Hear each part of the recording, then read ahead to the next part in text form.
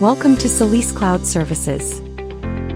This video will demonstrate how to use the remote control feature. How to use remote control feature.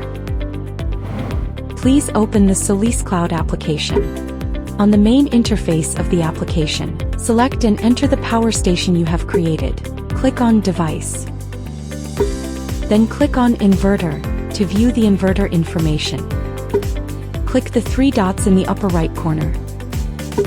Then select Control Inverter to access the disclaimer page. After reading the disclaimer, if you choose to disagree, you will return to the previous screen and will not be able to use the control functions. Please read the disclaimer, then select Agree.